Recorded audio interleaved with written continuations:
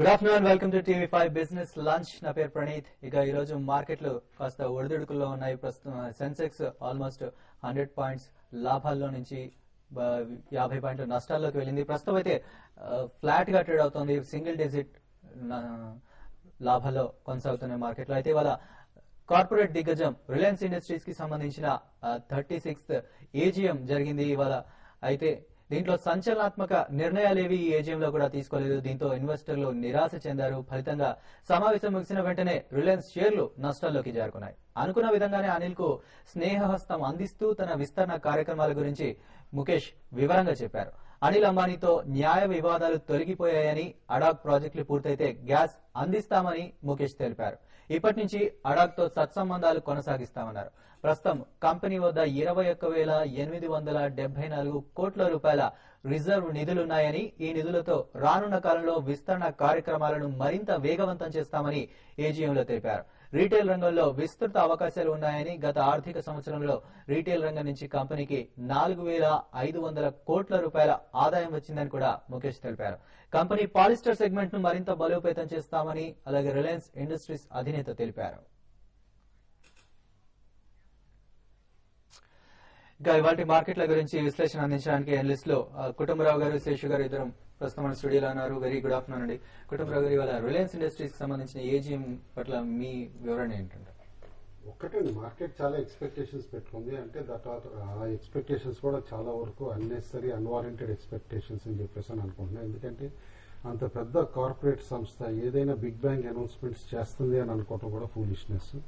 ఏదో తెండూల్కర్ వచ్చినప్పుడల్లా సెంచరీ కొడతాడు అన్నట్టు ముఖేష్ అంబానీ ఏజీఎం అడ్రస్ చేసినప్పుడల్లా ఏదో ఒకటి పాజిటివ్ న్యూస్ ఇస్తారని చెప్పేసి, అండ్ ఈసారి ఈ ఏజీఎం కి ముందే తన తమ్ముడు అనిల్ అంబానీ తోటి ప్యాచప్ కూడా చేసుకున్నారు కాబట్టి సమ్ బిగ్ బ్యాంగ్ అనౌన్స్మెంట్ ఉంటుందని అనుకున్నారు. అలాంటి ఏఈ రాకపోవటం, ఓన్లీ కంపెనీ కార్పొరేట్ ప్లాన్స్ ఏమున్నాయి, ఏ సెక్టార్స్ లో ఎంటర్ అవుతున్నాము, ఎంత ఇన్వెస్ట్మెంట్ చేస్తాము అనే దానిపైన కాస్త అగ్రెసివ్ స్పీచ్ ఇవ్వడంతో కొంచెం నిరాశపడింది. అయితే ఒక్కటి ఇందులో ఫాలో అవుట్ స్టాక్ లో కరెక్షన్ రావడానికి వన్ రీజన్ ఏదైతే నేను అనుకుంటున్నానంటే, రిలయన్స్ ఇండస్ట్రీస్ కి ఇంకా 12 కోట్ల షేర్లు ట్రెజరీ స్టాక్ ఉంది. కాబట్టి ఏదైతే ఇప్పుడు plans, major plans, expansion plans Mukesh Ambani గారు అన్వీల్ చేశారో, దాదాపు 22,000 కోట్ల నుంచి 25,000 కోట్ల ఇన్వెస్ట్మెంట్ కావాలి.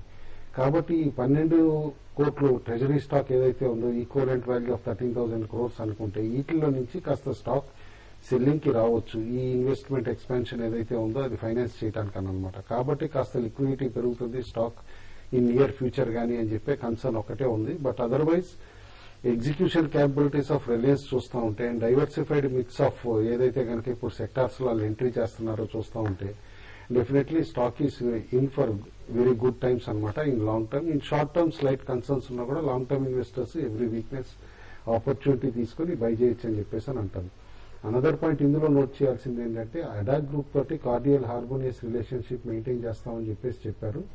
But A strategic types announce చేయకపోయినా సుప్రీంకోర్టు జడ్జిమెంట్ కి అనుగుణంగా ఎట్లయినా గ్యాస్ అగ్రిమెంట్ సబ్మిట్ చేయాలి. ఇప్పుడు వన్స్ ఆ గ్యాస్ అగ్రిమెంట్ అయిన తర్వాత రిలేషన్షిప్ ఫార్మలైజ్ అవుతుంది కాబట్టి అదర్ సెక్టార్స్ లో కూడా టైఅప్ అవ్వరు అనుకోవటానికి కూడా ఆస్కారం లేదనమాట. కాబట్టి ఏదైతే షార్ట్ టర్మ్ కరెక్షన్ ఈ అడాగ్ గ్రూప్ కంపెనీస్ లో వస్తుందో, సెలెక్ట్ కంపెనీస్ లో అందులో కూడా బయింగ్ చేయొచ్చు అని చెప్పేసి నేను సజెస్ట్ చేస్తాను.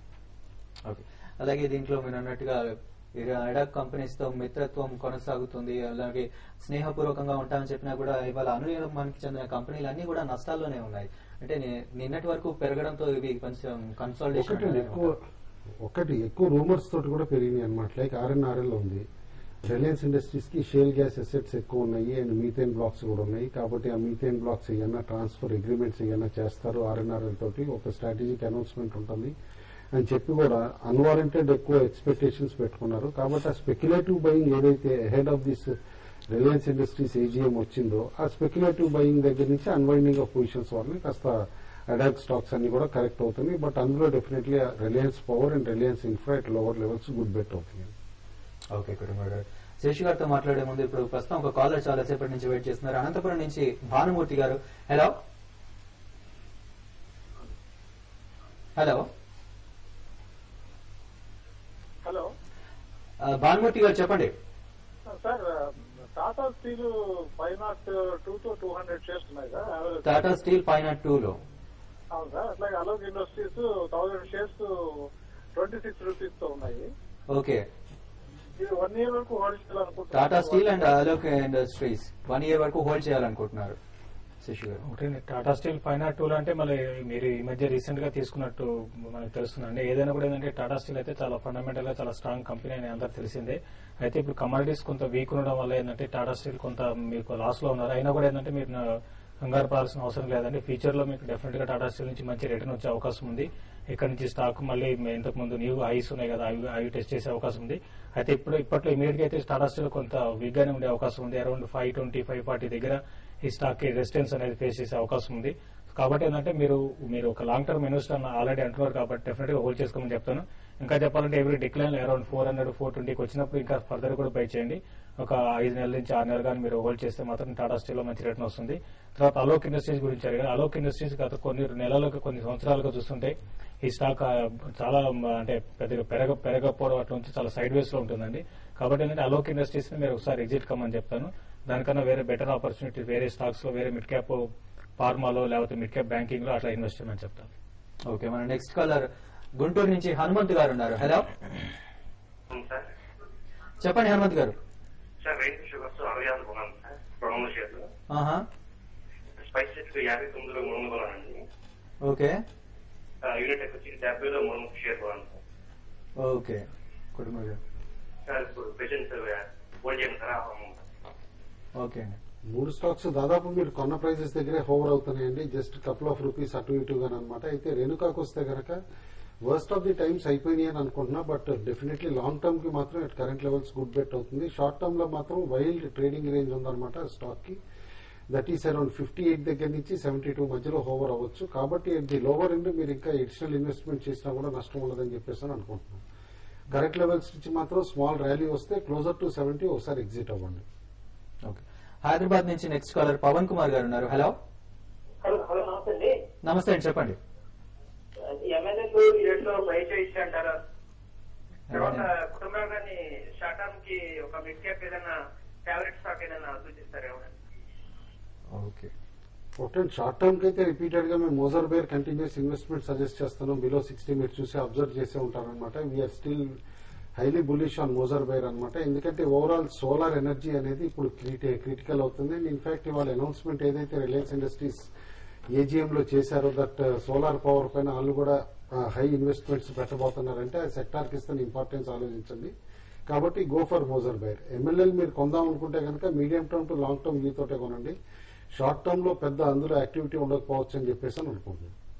ఓకే, నెక్స్ట్ కాలర్ సాయిబాబు గారు ఉన్నారు మచిలీపట్నం నుంచి. సాయిబాబు గారు గుడ్ ఆఫ్టర్నూన్, చెప్పండి. నమస్తే అండి. నమస్తే సార్. నమస్కారం అండి. సార్ ప్లెతికో ఫార్మా తీసుకోవాలనుకుంటున్నాను సార్.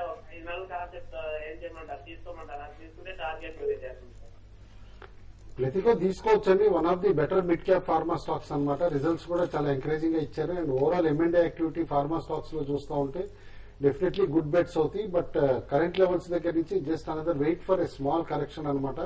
మార్కెట్ కూడా దాదాపు 350 పాయింట్స్ నిఫ్టీ రన్ అప్ అయింది కాబట్టి ఒక మైల్డ్ కరెక్షన్ ఓవర్ డ్యూ ఉంది. ఆ స్మాల్ కరెక్షన్ లో డెఫినెట్లీ కొనండి. కరెంట్ లెవెల్స్ నుంచి అట్లీస్ట్ 50% రిటర్న్స్ మీకు డెఫినెట్ గా వస్తాయండి 6 months లో. ఓకే, శేషు గారు, నేను స్టార్టింగ్ లో ఇవాళ మార్కెట్ పరిస్థితి మీరేమంటారు? కరెక్షన్ వచ్చే అవకాశం ఉందంటారా? సో ఒకటండి, మార్కెట్ లో ఇప్పుడు రిలయన్స్ ఇన్ని రోజులు కూడా రిలయన్స్ కోసం ఈ రోజు మార్కెట్ చూస్తుంది. రిలయన్స్ ఎప్పుడైతే న్యూస్ ఎప్పుడైతే ఆయన స్పీచ్ అయిపోయిందో అప్పటి నుంచి మార్కెట్లు కొంత వీక్ గా ఉన్నాయి. ఒక టైంలో నిఫ్టీ -20 పాయింట్స్ దాకా నష్టపోవడం జరిగింది. అయితే అక్కడి నుంచి మళ్ళీ మార్కెట్లో యూరోపియన్ మార్కెట్ కొంచెం చాలా స్ట్రాంగ్ 0.5% పైన లాభపడడంతో మళ్ళీ మన మార్కెట్ కూడా లో నుంచి బాగా రికవర్ అయింది. ఏదైనా కూడా ఏంటంటే F&O క్లోజింగ్ దగ్గర పడుతుంది. తర్వాత మార్కెట్ లో బాగా వోల్టాలిటీ ఉన్నాయి.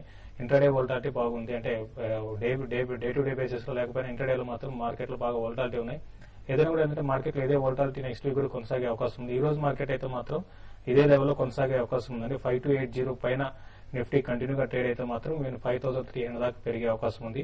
ఒకవేళ 5260 ఆ లెవెల్ కానీ బ్రేక్ అయితే ఈ రోజు మన నిఫ్టీలో కొంత పానిక్ సెల్లింగ్ కూడా రావడానికి సెకండ్ హాఫ్ లాస్ట్ 1 hour లో రావడానికి అవకాశం ఉంది. ఇవన్నీ కూడా ఏంటంటే యూరోప్ మార్కెట్ లో ట్రెండ్ మీద ఆధారపడి ఉంటుంది. యూరోప్ లో అయితే ఇప్పుడు హై నుంచి కొంత ఇప్పుడే కరెక్షన్ స్టార్ట్ అయింది. సో మన మార్కెట్ లో కూడా ఏంటంటే 5250 5260 దగ్గర సపోర్ట్ ఉంది. అక్కడ వరకు నిఫ్టీ ఇంటర్డేలో రావడానికి అవకాశం ఉందండి. ఓకే.